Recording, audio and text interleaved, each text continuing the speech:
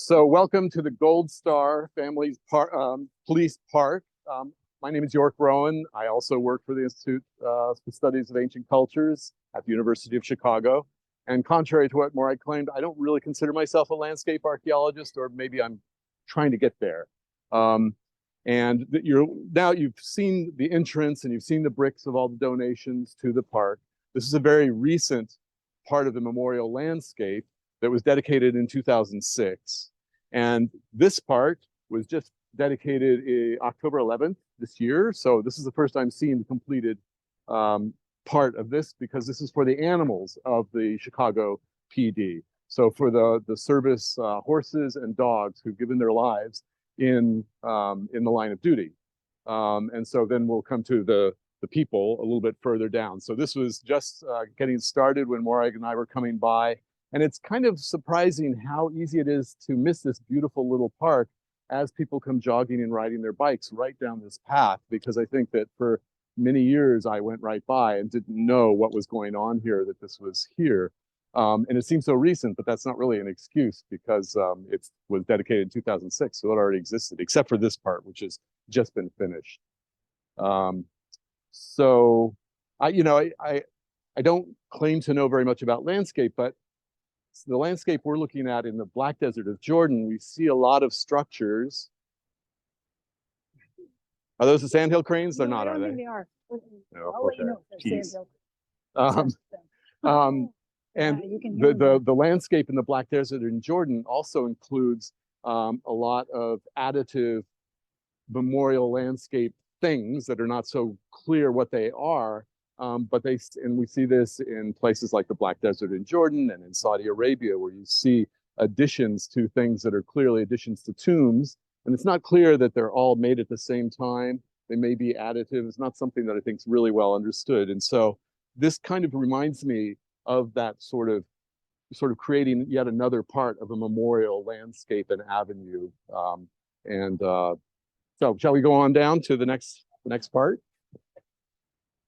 So here I think of this as sort of the main event. This, I think, was the first finished part of the memorial park. You can see all of the additional bricks that have been dedicated, as we saw in other spots as we came down the path as well.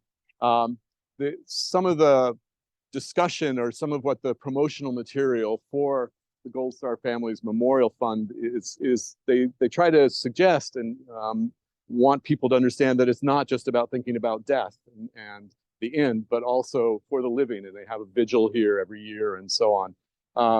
I find that kind of hard to get my head around, because that seems contrary to being dedicated to all of the police who have died in the line of duty since the beginning of the Chicago police. So they sort of retroactively included everybody who's died in the line of duty for all of the Chicago PD, and now, of course, also the service animals. But I have occasionally seen people come here. I don't spend enough time here to know how involved it is, how often people come to it, because it's off of that path, and so you would have to purposely know where it is and come and visit. So I know people do, and I know that they come out for the vigil once a year. But beyond that, I don't know how much of the public knows about it or knows how to find it or anything. And that's really about all I know about it. You got something to add, Mo? I do actually have something to add. So when we get to Balbo, I'll tell you about how I drag all my students in every class I teach to this spot and go on. And people I've worked with for years will tell you how often I go on and on about this site. But one year I brought first-year students. We do this thing at DePaul called Discover Chicago. They come a week early and we do 40 hours together all over the city. So we walked from the Field Museum through here, and there was one of the students got here and was looking down, and she found her uncle. And she did not know that there was a brick or that this existed, and her family had never really made a pilgrimage here, but she was just so unnerved by it, and she just didn't expect it to be here. And so in that moment, for me, it really hit home that it is this memorial landscape where it is, dedicated to people who passed away and died in the line of duty, and yet it's forgotten in many ways.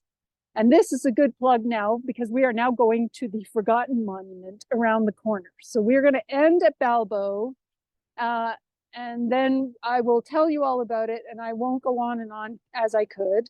But I also should say that after this, if anybody wants Jane's article on monuments, and it's somewhat specific to Baltimore, but it's a fabulous teaching resource.